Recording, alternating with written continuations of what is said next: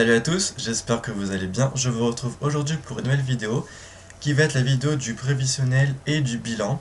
Donc bilan du mois de septembre et prévisionnel du mois d'octobre.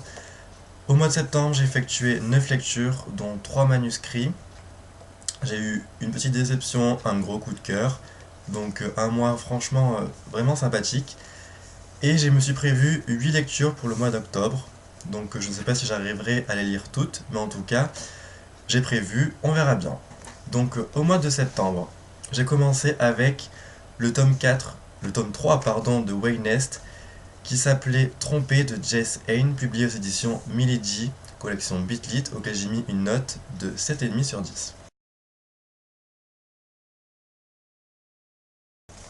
Donc ce tome-là, j'ai été un tout petit peu déçu par rapport aux autres, par rapport à l'univers, mais sinon ça reste vraiment un tome super, beaucoup d'action, beaucoup de rebondissements.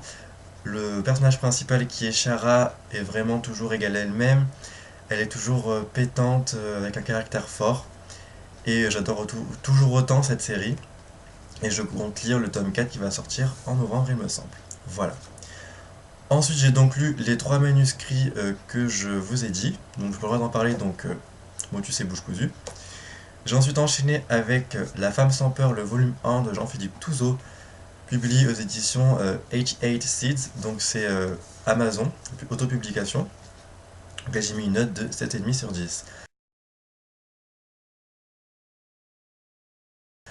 Franchement, très bon volume 1 qui met en place l'intrigue de base, c'est vraiment un tome d'introduction. Je me suis beaucoup attaché au personnage principal, plus de son prénom, mais c'est pas grave, et au petit animal de compagnie qu'elle a, qui est vraiment très original, c'est vraiment quelque chose de très fou de mettre ce genre d'animal dans un livre.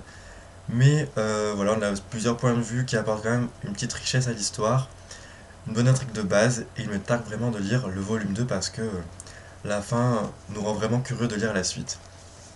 Ensuite, j'ai lu Une planète dans la tête de Sally Garner, publié aux éditions Gallimard Jeunesse, qui est sorti le 26 septembre 2013, auquel j'ai mis une note de 6 sur 10.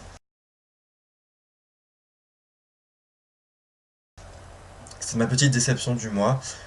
Je m'attendais à une histoire vraiment prenante, touchante, avec vraiment des personnages attachants, et je n'ai pas retrouvé tout ça. 6 sur 10 parce que la plume de l'auteur est vraiment géniale. Je pense que si elle sort un livre prochainement en français, enfin qui sera publié en français, je me procurerai ce livre parce que la plume, j'ai vraiment aimé et apprécié, et c'est ça qui fait que j'ai mis 6 sur 10.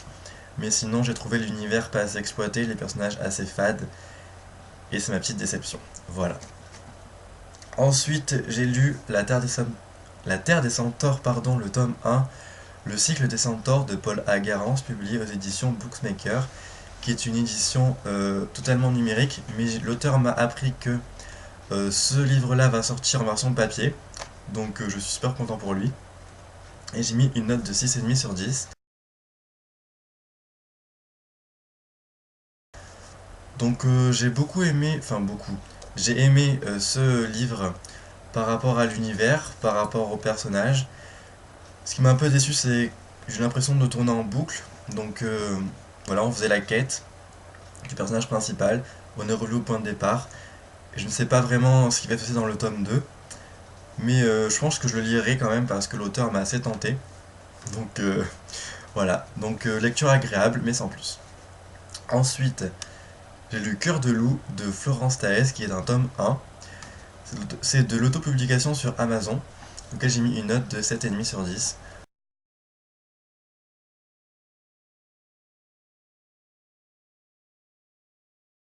Donc j'ai beaucoup aimé cette histoire rattachée au loup. La plume de l'auteur est vraiment superbe. J'ai beaucoup aimé aussi toute la mythologie qui est mise en place par rapport au loup, mythologie inédite. On apprend beaucoup plus au fil de l'histoire et à force de connaître en fait le personnage principal et les personnages secondaires aussi. Tous les personnages sont assez importants dans l'histoire, donc ça apporte une assez bonne alchimie au récit.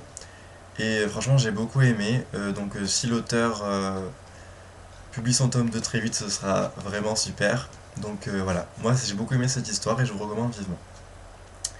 Et mon gros coup de cœur du mois de septembre, c'est Écoute-la de Sarah Dessen, publié aux éditions Pocket Jeunesse, auquel j'ai mis une note de 9 sur 10. Alors, je ne vous en dirai pas plus, parce que je compte développer un petit peu plus mon avis dans mon prochain carnet livresque. Mais cette histoire m'a bouleversé, m'a fait mal au ventre. La plume de l'auteur est vraiment géniale. Et voilà, enfin, si vous connaissez pas encore Sarah Dessen, foncez, allez lire cette histoire, elle est vraiment superbe. Et donc je vous en parlerai plus dans mon carnet livresque. En ce qui concerne le prévisionnel du mois d'octobre, donc comme je vous ai dit, je compte lire 8 lectures. Et ma première lecture, donc ma lecture en cours déjà, c'est Angel Duster de L.K. Winter, publié aux éditions Bookelis.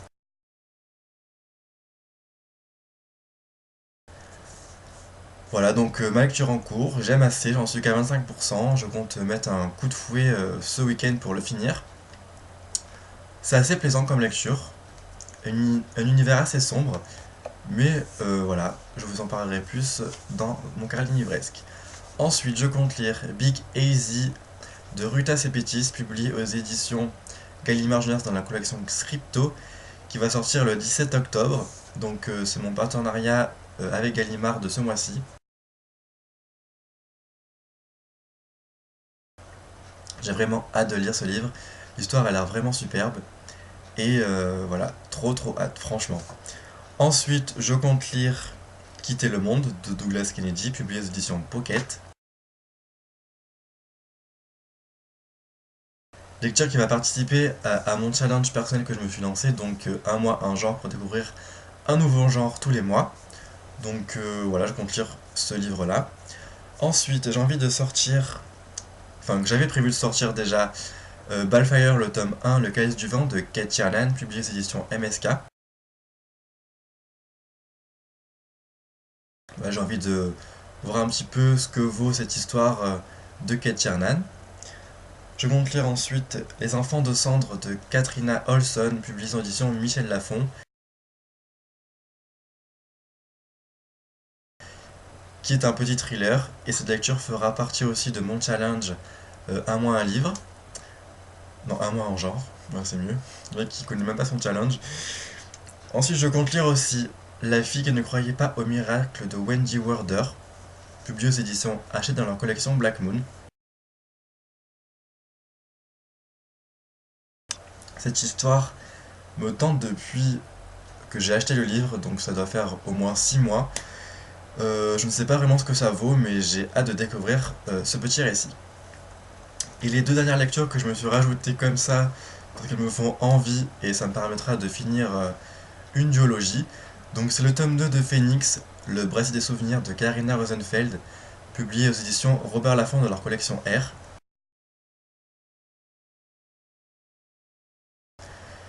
J'ai trop hâte de lire ce tome 2. Le tome 1 j'avais beaucoup aimé, la fin m'avait vraiment laissé sur ma faim, c'est qu'à le dire. J'ai envie de m'arracher les cheveux, donc vraiment j'ai beaucoup hâte de me prendre dans ce tome 2. Et le tome 2 de Starters qui s'intitule Unders de Lisa Price, publié toujours aux éditions Robert Laffont dans leur collection R. Donc tome 1 que j'avais beaucoup aimé, la fin m'avait aussi... J'ai vu des frissons vers la fin, je m'en souviens encore, et j'ai vraiment hâte de savoir ce qui va se passer dans ce tome 2. Voilà. Donc c'en est fini pour moi pour cette vidéo, j'espère qu'elle vous aura plu, n'hésitez pas à me dire ce que vous avez lu pendant ce mois d'octobre, ce mois de septembre, ce que vous prévoyez de lire pendant le mois d'octobre, et en tout cas je vous souhaite moi un très bon week-end, de très belles lectures, et je vous dis à très bientôt. Bye bye.